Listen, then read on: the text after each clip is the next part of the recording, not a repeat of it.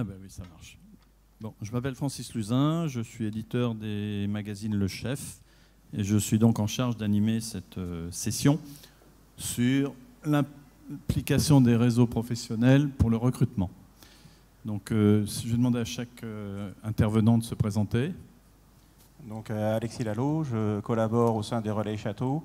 J'ai passé 10 années où j'avais différentes missions, dont m'occuper de structurer la partie ressources humaines. Et aujourd'hui, je m'occupe principalement de coordonner les actions chefs et de l'événementiel.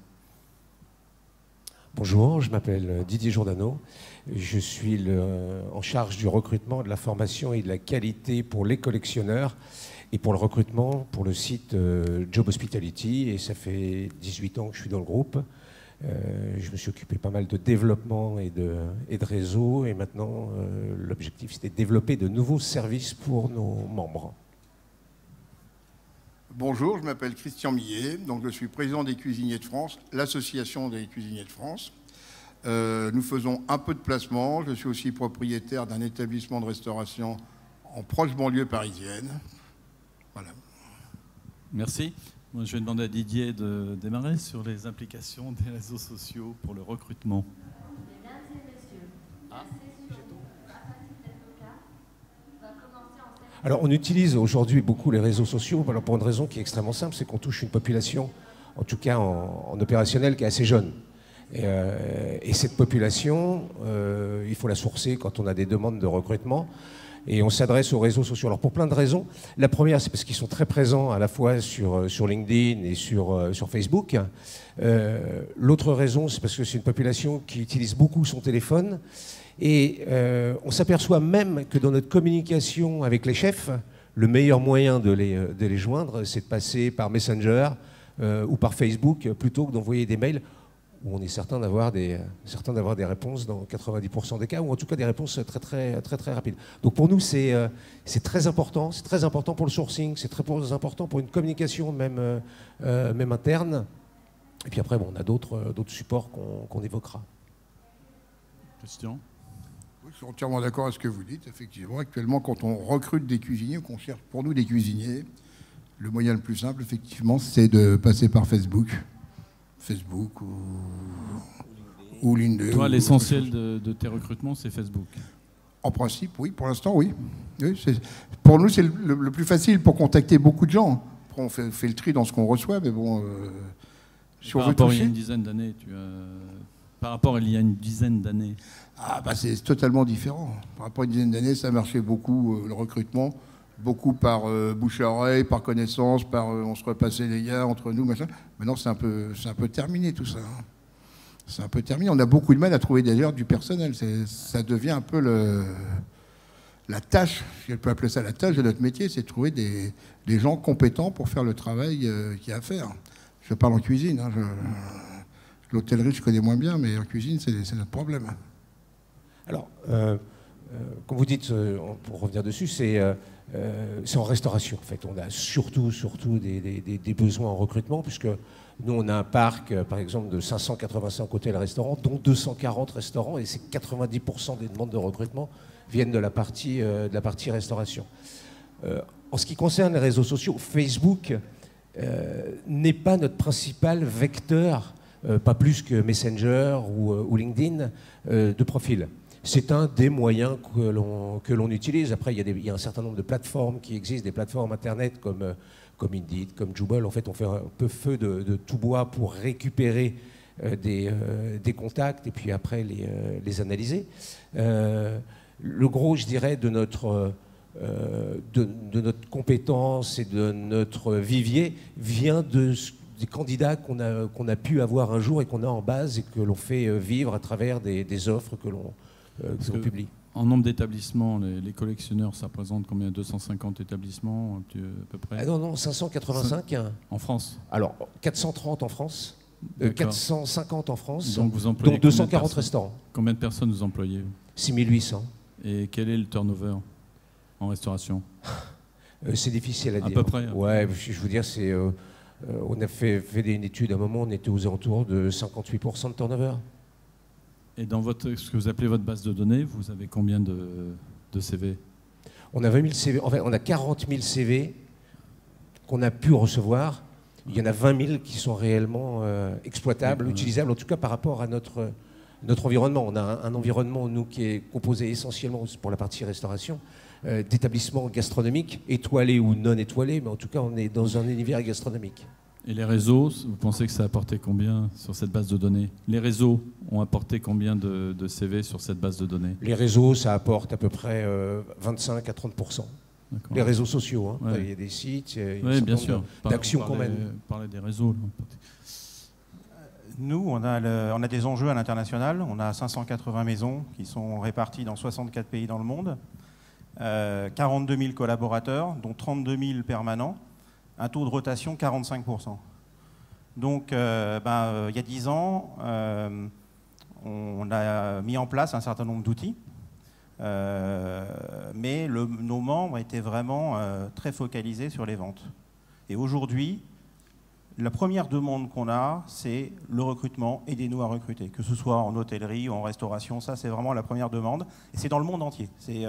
On pourrait se dire qu'en Asie c'est plus facile, c'est la même complexité. Donc pour ce faire, qu'est-ce qu'on a? On a mis en place une personne qui est vraiment dédiée à apporter une stratégie pour devenir une marque employeur. La complexité d'une association, c'est qu'on a 580 indépendants qui ont leur manière chacun de recruter.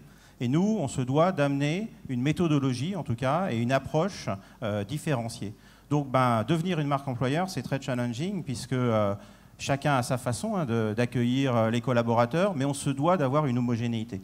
Et nous, on a vraiment 4 projets clés. Le premier, c'est fidéliser. C'est vraiment accentuer et dire à nos membres, fidélisez, fidélisez, fidélisez, et investissez en tout cas en termes de management de vos collaborateurs au niveau de cette fidélisation. On a aussi au niveau du recrutement, on leur met à disposition un certain nombre d'outils. Parce qu'aujourd'hui, ce qu'on constate, c'est une disparité totale dans le recrutement. On va avoir des maisons qui vont avoir un directeur des ressources humaines, puis d'autres qui vont être encore où c'est la comptable qui continue à s'occuper du recrutement. Et ces ressources humaines aujourd'hui, il faut vraiment le professionnaliser. Après, on travaille énormément sur la mobilité, c'est-à-dire qu'on veut développer un outil. Alors aujourd'hui, c'est un peu archaïque, hein, on sert du SMS, du LinkedIn, du WhatsApp pour recruter. Mais nous, ce qu'on veut, c'est vraiment que quand un collaborateur il rentre dans notre univers, on l'avait, nos fondateurs, d'ailleurs, nos pères fondateurs l'avaient créé. Ils avaient créé le passeport de l'amitié pour les collaborateurs. Nous, on veut le recréer aujourd'hui en électronique. Donc ça, c'est un projet qu'on veut mettre en place à 6 mois. Et le dernier point, c'est le sourcing. Parce qu'aujourd'hui, on a quand même un écart entre l'image de nos métiers et puis souvent la réalité. Donc ce que l'on veut, c'est vraiment faire que ces jeunes, quand ils sont en 3e, les attirer dans nos univers et dans nos métiers de l'hôtellerie et de la restauration. Et là, c'est une plateforme en fait que vous voulez constituer. Ouais, on a une plateforme qui est vraiment de recrutement, hein, comme la tienne. On a donc des offres, on a des CV, on a une CV Tech. Aujourd'hui, d'ailleurs, l'utilisation de la CV Tech, c'est de plus en plus difficile avec la protection des données. Mais ce que l'on veut vraiment développer, nous, c'est un outil simple, facile d'utilisation, pour que quand le collaborateur il parte d'une maison au Relais Château, il puisse être accueilli dans une autre maison les bras ouverts. Ouais, c'est une fidélisation pour le groupe, en fait. Ce qui permet d'avoir des ouvertures aussi de postes et des promotions sociales. C'est ce que Accor vont faire. Les grandes chaînes aujourd'hui, ils ont tous ces outils, ils les déploient très bien. Nous, il faut qu'on le fasse avec 580 indépendants et ça, c'est vraiment challenging. Alors, la difficulté pour un indépendant comme toi, c'est... Moi, je suis une toute petite maison, donc notre difficulté, c'est de trouver. Nous, on trouve de moins en moins de personnel. De moins en moins, ça devient très compliqué. Mais donc, tu utilises quoi aujourd'hui? Je t'ai dit un peu, on passe sur Facebook, sur les réseaux sociaux, on passe des petites annonces. Je peux aussi utiliser l'hôtellerie. En versant une somme, ils nous envoient, on a accès à un certain nombre de curriculum vitae. Donc on cherche dessus, c'est pareil, on s'y met, puis on fait le tri un peu de ce qui peut nous intéresser. Après, on reçoit les gens. Souvent, les curriculum vitae sont pas dit périmés, mais les gens sont déjà embauchés ailleurs. C'est-à-dire que les curriculum vitae restent, mais les gars, ils ont déjà trouvé un boulot ailleurs. C'est compliqué, c'est très compliqué. Pour les petites maisons, c'est très compliqué. En plus, nous, on fait 2 services. On est en coupure. On fait encore partie des gens qui travaillent en coupure, parce impossible d'avoir 2 brigades. Oui, il peut avoir donc des ça devient équipes, très c'est pas compliqué. possible. Hein. Même quand on trouve un bon candidat, il se présente, vous travaillez comment? En coupure? Ben non, au revoir, merci. Puis voilà. Il ne parle même pas de son salaire, il ne veut même pas savoir combien il va gagner, il ne veut pas travailler en coupure. Donc moi, j'ai été obligé de faire mon petit restaurant le samedi, dimanche, déjà pour calmer le jeu, pour qu'ils aient un petit peu de vie sociale en famille, machin. Voilà, on est un peu obligé de passer par là. Quoi. En fait, tu as ralenti ton activité. Complètement. Ouais. Et avant, j'étais ouvert le samedi, maintenant je suis fermé. Sinon, je ne trouve personne. J'arrive coupure, plus on travaille le samedi. Au revoir, monsieur, merci. On a aussi un rôle de conseil. C'est-à-dire que aujourd'hui, les jeunes, c'est un fait, ils veulent une vie privée et une vie professionnelle. Ils veulent cet équilibre entre les deux. Donc ça, on doit, on va dire, auprès de certains membres, faire passer le message avec force de conviction. D'autres l'ont compris. Et nous, ce qu'on essaye de vraiment faire, c'est de récolter les meilleures pratiques des maisons pour pouvoir les partager. Parce qu'il faut aussi, il y a des très très bonnes pratiques qui sont faites dans certains pays par rapport à l'autre. Je prends un exemple. On a des maisons qui aujourd'hui, quand ils ont des jeunes collaborateurs, ils leur proposent une prime au recrutement de leur contact. Donc c'est-à-dire que quand le contact il est présenté, qu'il reste au-delà de 6 mois dans la maison, le collaborateur qui a fait cette introduction va toucher une prime. Ce qui est assez étonnant, c'est que l'idée peut sembler séduisante, mais on a 50% dans la salle qui disent non mais c'est n'importe quoi. Pourquoi leur donner une prime au recrutement? Donc il y a vraiment une prise en considération. Il faut se dire qu'il y a 10 ans, la marque était désirable, c'était pour le client. Aujourd'hui, elle doit être désirable pour le collaborateur. C'est-à-dire que le collaborateur, c'est un client comme un autre, sauf qu'il est un client interne. Donc on doit le considérer comme un client interne. Et on a, lors de notre dernier congrès, on a eu un spécialiste de l'engagement. C'est-à-dire que c'est quelqu'un qui a un outil qui mesure avec un certain nombre de questions. Donc les questions arrivent dans tous les services de l'entreprise et ça mesure l'engagement des collaborateurs par service vis-à-vis de leur patron supérieur et vis-à-vis aussi de la direction générale. Donc il faut aussi accepter d'avoir ces regards-là pour faire bouger les lignes. Parce que bien comprendre ses collaborateurs et bien les manager, c'est aussi les fidéliser et faire que aujourd'hui, l'exposition qu'on peut avoir sur les réseaux sociaux, c'est pas que l'assiette qu'on va présenter. Je vois Glenn qui est là. Il n'y a pas que l'assiette, il n'y a pas que la maison qui est sublime.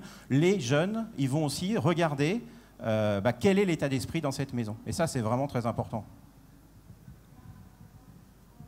Je peux être que d'accord avec vous, parce que c'est des choses qu'on rencontre tous les jours. Vous parliez tout à l'heure de chercher un collaborateur comme on cherche un client. Ça nécessite déjà, dans un premier cas, c'est de marketer un petit peu ses offres, c'est de vendre son entreprise et pas de dire simplement « je cherche un poste de chef de parti » ou « je cherche un chef de rang », mais c'est d'aller un peu plus loin, de présenter sa maison, de présenter ses valeurs, de présenter l'ambition de la maison pour attirer les meilleurs profils. Et puis des organisations comme les nôtres, leur métier, c'est pas simplement de passer des annonces, en tout cas d'avoir une plateforme de recrutement, parce que ça, il y en a plusieurs qui existent sur le marché, qui sont très bien organisées, et qui ont des bases de données importantes et vers lesquelles se tournent régulièrement les gens qui cherchent de l'emploi. Mais c'est d'avoir une vraie mission éducative. Vous parliez tout à l'heure des stages de troisième. Je crois qu'effectivement, quand un jeune est en troisième, il a l'obligation de faire un stage entre 3 jours et 5 jours. Souvent, ils cherchent des stages. Enfin, moi, j'ai des garçons qui l'ont fait. Ils cherchent des stages et ils ne savent pas toujours vers quoi aller parce qu'ils n'ont pas idée de ce qu'ils veulent faire. Peu importe ce qu'ils veulent faire. Je pense qu'il faut aller vers les écoles, que ce soit des écoles hôtelières ou des collèges, pour promouvoir le métier, pour faire découvrir la profession, que ce soit en hôtellerie ou restauration. Ça, c'est une première étape.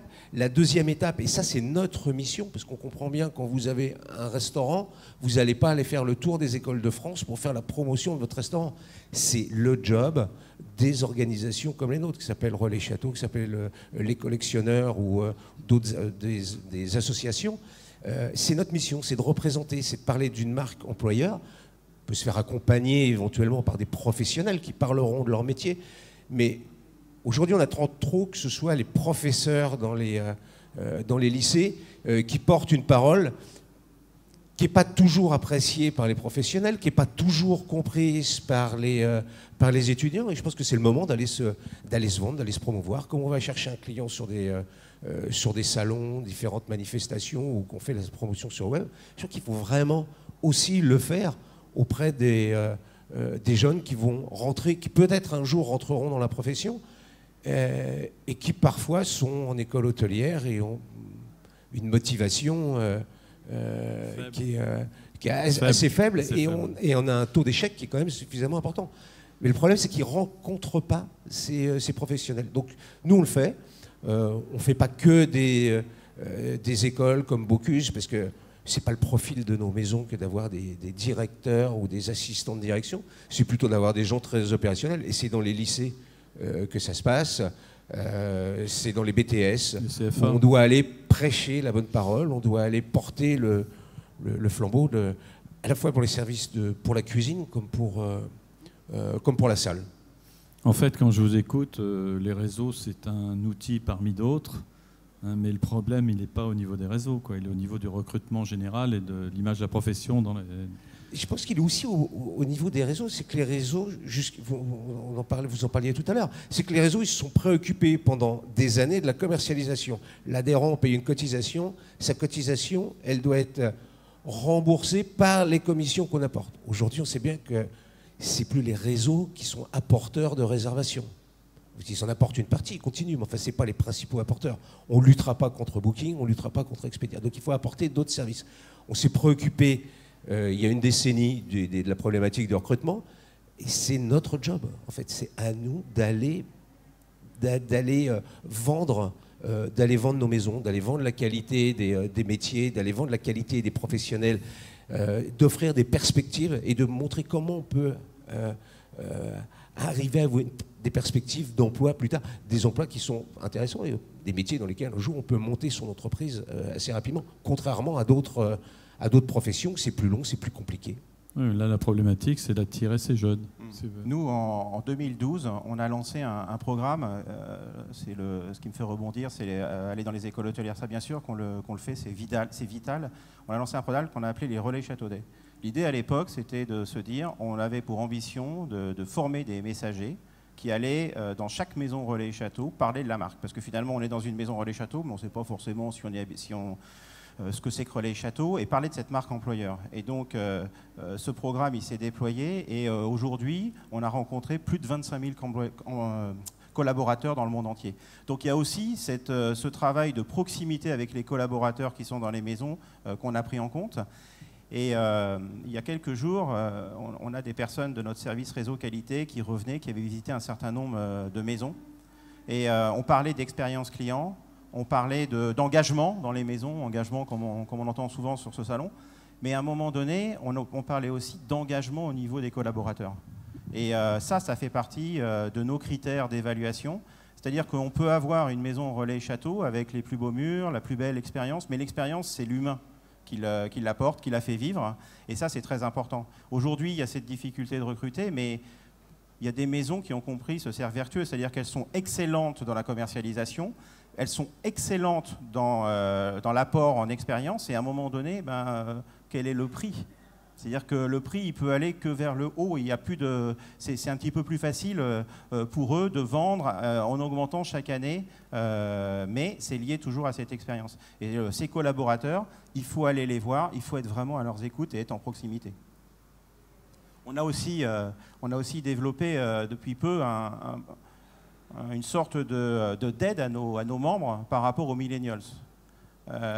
Et c'est vrai que de temps en temps, il y a des réactions qui sont peut-être un peu épidermiques, mais ce qui est important aussi, c'est de bien comprendre cette jeune génération, ses attentes, qui ne sont pas si éloignées finalement de celles qu'on pouvait avoir nous, sauf que, comme je le disais tout à l'heure, eux, ils souhaitent avoir vraiment une vie privée. Ça, c'est assez fondamental, donc il faut le prendre en considération. Et ça, c'est notre travail, c'est-à-dire que être force de conviction, pour que chaque membre puisse petit à petit faire évoluer sa façon de voir les choses d'un point de vue managérial des équipes. Ça pose le problème de l'évolution du métier, finalement. De l'évolution des métiers. Oui, par exemple, oui. l'histoire de la coupure, comment tu résous ça? La coupure, c'est très compliqué. Nous, les petites maisons comme les nôtres, c'est très compliqué d'avoir 2 brigades. Déjà avec une, c'est compliqué. Avec 2, c'est pas possible. Donc il faut qu'on arrive à avoir des gens. Alors je te dis, moi je ferme le samedi, le dimanche. Bon, je leur donne tous les jours fériés. ferme entre Noël et le jour de l'an, alors qu'avant c'était une des plus grosses semaines de l'année, on avait tous les repas d'affaires à ce moment-là, on ferme. Donc on baisse notre activité commerciale, mais si on ne leur donne pas, il n'y a plus personne qui veut travailler chez nous, hein. Plus personne. Ça veut dire que c'est assez difficile pour les indépendants, ils sont obligés de se regrouper. C'est très compliqué. Surtout pour le recrutement. Et alors je pense en plus que maintenant on fait croire aux jeunes que c'est un métier merveilleux, ils regardent à la télévision, ils pensent que demain tout le monde va devenir rebuchon, tartampion, machin. Non, c'est pas un métier comme ça, il faut bien les baser, c'est un métier qui est passionnant. Il faut aimer les gens pour faire ce métier, mais c'est un métier qui demande beaucoup de sacrifices quand même. Enfin, moi je parle de mon métier de cuisinier, c'est un métier qui demande des sacrifices. Bon, maintenant, là, on essaye de s'adapter un peu. Est-ce que les réseaux aident à vendre du sacrifice aujourd'hui? C'est plutôt le contraire, non? Je pense pas, non. Quelle est la conséquence des réseaux d'aujourd'hui sur tout ce phénomène de recrutement? Le réseau, il permet aux collaborateurs futurs de vraiment analyser la maison. C'est-à-dire qu'il va analyser le produit, il va l'analyser, il a la capacité aujourd'hui de faire un 360 degrés de chaque maison. Et ça, c'est fondamental. Et il ne faut pas se leurrer, hein, il y a des maisons qui sont blacklistées. Il y a des collaborateurs qui ne veulent pas aller travailler dans certaines maisons ou avec certaines personnes parce que dans l'animation d'équipe, c'est encore de la méthode du passé. Et aujourd'hui, vous regardez les chefs, de plus en plus, ils se font coacher. Et ils se font coacher. Rémi Ohaillon, il développe avec les chefs français des livres de marque où on met en avant les collaborateurs. Et il y a ce besoin de mettre en avant les collaborateurs. Parce que la salle, il y a encore les chefs aujourd'hui sont très très mis en avant. Mais la salle aussi, on est au théâtre, hein, on est tous ensemble sur la même scène, même les clients sont sur scène. Donc on se doit vraiment d'être très attractif. Et c'est là où on doit être vigilant, c'est dans sa façon de manager, c'est dans sa stratégie. Et il faut une approche stratégique, RH, c'est fondamental. On ne peut pas laisser les RH à chaque chef de service. Oui, alors c'est quelque chose qu'on rencontre tous les jours. Alors on peut avoir beau jeu de donner des conseils, en dire il faut faire ceci, il faut faire cela. Si ce n'est que quand vous avez à peu près 2600 recrutements dans l'année, vous avez une vision un petit peu de ce qui se passe et vous voyez il y a des maisons effectivement où il y a un turnover qui est beaucoup plus important. Je vous disais 58%, il y en a qui dépassent les 100%. C'est souvent un problème d'intégration. C'est-à-dire que les collaborateurs ils rentrent dans l'entreprise, ils prennent leur poste et ils ne découvrent pas l'entreprise. Et on travaille, nous, sur des petites maisons. Hein. La moyenne, c'est 50% de notre réseau a moins de 15 salariés. Donc, c'est des petites unités. Et ce qu'on conseille, en tout cas, on encourage nos adhérents à faire, quand quelqu'un rentre, de lui faire découvrir la maison. Montrer, il y a un hôtel, les différents services qu'il y a le spa qu'ils connaissent pour qu'ils s'intègrent pleinement dans l'entreprise. Ça ne prend pas beaucoup de temps, mais ça facilite l'arrivée. Ça évite que des gens ils partent au bout d'un mois, au bout de 2 mois ou peu de temps après. Donc c'est extrêmement important. Parce qu'en fait, les réseaux, il y a l'autre face des réseaux. Ça permet aussi aux clients de parler, de donner une image. Ça permet aussi aux gens qui cherchent du travail de voir un peu la maison. Il n'y a pas que l'envoi de l'offre d'emploi. Les réseaux, ça fait des circulations d'informations dans tous les sens. Ça fait des circulations d'informations et puis on parle justement de l'intégration. Chaque collaborateur, il est amené à rencontrer un client. Et les gens ne viennent pas dans les restaurants ou dans les hôtels pour manger ou pour dormir. Ils ne viennent pas que pour ça. Ils viennent aussi pour rencontrer des gens, avoir une expérience avec de l'humain. Des gens vont parler de chez quel producteur, n'importe qui. Ils peuvent croiser le chef, mais ils peuvent croiser un collaborateur. Je dirais dans la maison, sur le parking, en salle, et puis poser des questions. Donc il y a une histoire, il y a toujours quelque chose à raconter. Un collaborateur qui est bien, mais il parlera bien de la maison, il mettra le client à l'aise. Donc ça, pour nous, c'est aussi des messages qu'on essaye de faire passer. On n'est pas dans une maison pour bien manger, bien dormir, et pas ne faire que de la bonne gastronomie, mais aussi s'intéresser aux clients. Tout à fait. Tout à fait. Tout à fait. D'ailleurs, c'est indispensable l'un de l'autre. Un salarié bien dans une entreprise, ne change pas, voilà, il est bien. S'il est bien dans l'entreprise, il est forcément bien avec son client. Le client, s'il se sent bien avec le personnel, tout est gagné. C'est-à-dire qu'on est gagnant des deux côtés. On est gagnant, le personnel, c'est content de son job, de ce qu'il fait, et le client, heureux de revenir. On a tous nos petites habitudes. On va dans les endroits où on est bien accueilli, où on est reconnu, où on sait qui on est. Les deux vont ensemble. Un mauvais collaborateur vous gâche un peu la maison. Mais nous, on le voit très rapidement. C'est-à-dire que quand on rentre dans une maison, au bout de 5 minutes, vous prenez le poumon de cette maison. Et le poumon, c'est les collaborateurs. C'est-à-dire l'unité, l'harmonie, la dynamique. On la ressent tout de suite, cette dynamique. Et on a pour ce faire, d'ailleurs, nous, monté une académie. Et cette académie, on a énormément de mal à la faire vivre. Parce que libérer un collaborateur aujourd'hui, c'est quelque chose de très compliqué. Et cette académie, on a vraiment 2 programmes qu'on veut vraiment faire vivre. C'est ce qu'on appelle Train the Trainer. L'idée, c'est que de donner aux chefs de service tous ces atouts pour pouvoir former leurs collaborateurs, amener une dynamique à leurs collaborateurs. Et ça, c'est fondamental. Et la formation, c'est ce que les jeunes d'aujourd'hui attendent. Ils attendent d'être coachés, d'être formés. Ils veulent être développés. Alors peut-être que ce sera pendant 1, 2 ans, 3 ans maximum, mais de toute façon, il faut accepter qu'ils aillent, qu'ils bougent, parce que notre univers aujourd'hui, c'est quand on est jeune, il faut bouger. Donc il faut l'accepter. Il faut aussi que nous, notre rôle, c'est de faire accepter un certain nombre de prérequis. Et nous, on le voit à une échelle internationale. Entre vos 2 banques de CV, vous pensez qu'il y a combien de CV communs? Vous avez un ordre d'idée ou pas du tout? On vient de se rencontrer, donc on n'a pas eu le temps d'échanger sur le sujet. Puis vous savez qu'il y a des lois, maintenant on ne peut pas échanger les fichiers, donc on ne va pas pouvoir les croiser. Et comment vous avez résolu les problèmes de la RGPD, la nouvelle norme sur les fichiers là? Écoutez, tous les gens en fait qui postulent sont en opt-in chez nous, on aura demandé l'autorisation d'utiliser les fichiers. Quand quelqu'un veut se désabonner, il se désabonne.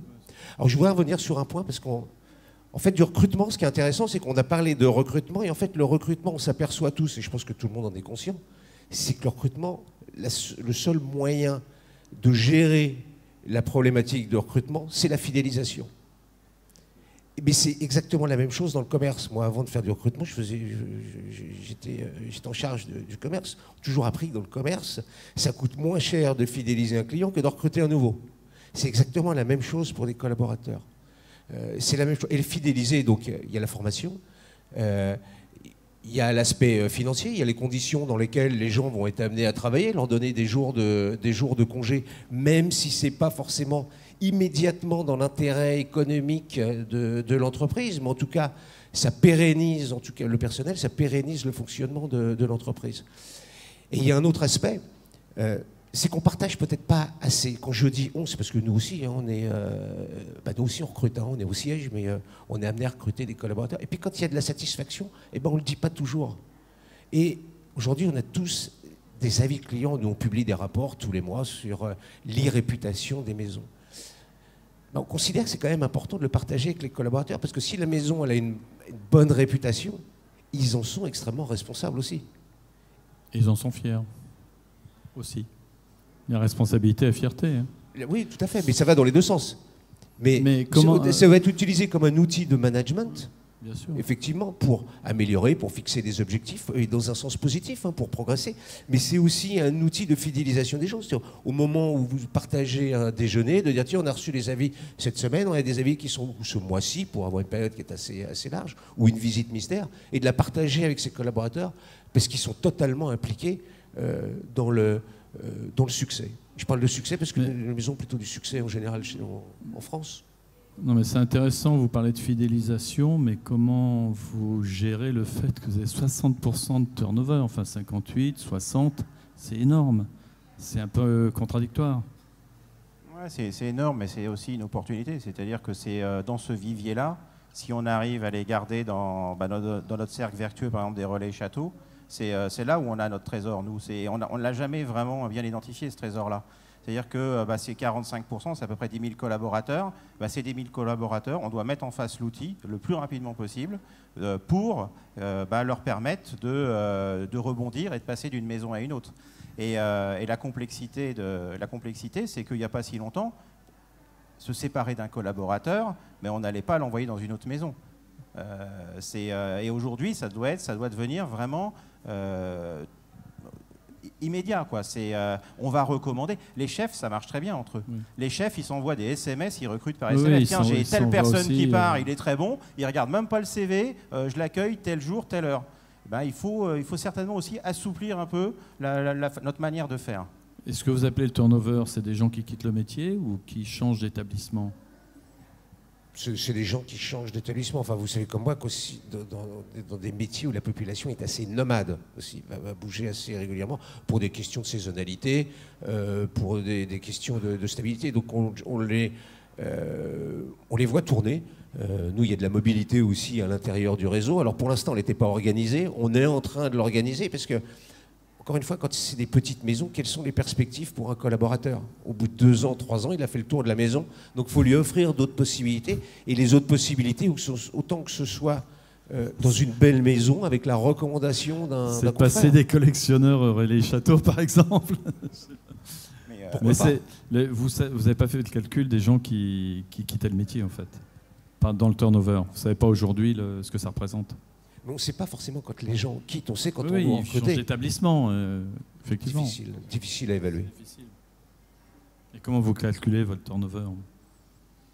À partir des données qu'on a sur les établissements qui recrutent et la régularité avec laquelle ils recrutent. Les offres qui vous envoient, statistiques des offres en fait. Nous, on a un baromètre, et dans ce baromètre d'activité, on leur demande combien de collaborateurs fixes, saisonniers et le turnover. Donc ça, on leur demande de nous indiquer les chiffres. Mais c'est aujourd'hui, de toute façon, c'est l'affaire de tous et de toutes. On doit se mobiliser. On peut se mobiliser au niveau de notre association, mais il faut se mobiliser à d'autres niveaux. C'est un petit peu comme on dit la mer est en danger. Si chaque chef y va seul, à la fin, on n'a pas le résultat. Et vraiment, il faut aller à c'est un combat. Moi, je pense que c'est un vrai combat aujourd'hui qu'on doit mener pour redonner des lettres de noblesse à nos métiers qui sont magnifiques, qui sont en connexion avec les clients. Et il faut absolument qu'on unisse nos forces pour aller dans ces écoles et qu'on y aille, je dirais, avec la vitrine, parce que chacun est différent, chacun apporte des atouts différents, et on doit y aller d'une manière beaucoup plus collective qu'aujourd'hui, où de temps en temps on est un peu trop individualiste. Mais finalement, la journée d'aujourd'hui, ça vous a permis de vous rencontrer, vous allez travailler ensemble? Oui, c'est ça l'objectif aussi, c'est de se rencontrer. En fait, on fait le même métier, On est dans des maisons, des organisations différentes, mais je pense qu'on a tous la même mission, avec des adhérents différents. On a la même vocation, c'est d'être au service de nos adhérents, de leur apporter des solutions. Notre rôle, il est d'être un facilitateur. Alors, il y a un moment, il ne faut plus répondre à la demande. C'est un intérêt collectif, c'est-à-dire qu'à un moment, il faut faire du collectif. Comme le disait Alexis, c'est vraiment un travail d'ensemble.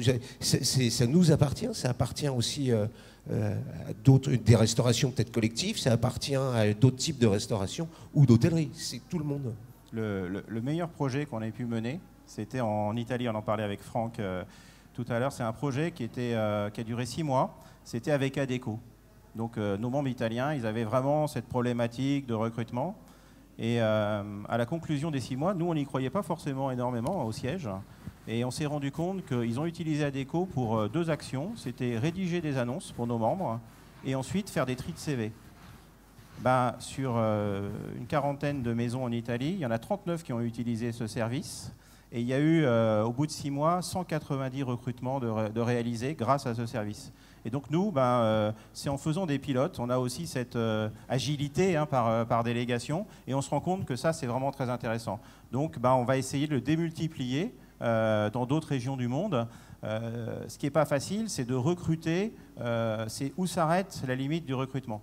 Nous, on n'est pas responsable du recrutement de nos maisons, donc on doit apporter un maximum de solutions qui vont leur permettre d'être plus efficaces et de peut-être passer moins de temps à l'analyse de tous ces CV. Merci. En fait, il n'y a pas une solution. C'est plusieurs solutions qui permettront à l'avenir, alors certainement pas demain matin, mais justement de faire évoluer les mentalités, à la fois pour le recruteur et à la fois pour les collaborateurs qui vont rentrer dans une entreprise. Merci. Est-ce qu'il y a des questions dans la salle ? Je vois personne, donc si vous pouvez lever la main, ce serait pas mal. Non ? Mais merci beaucoup. Mais merci beaucoup en tous les cas.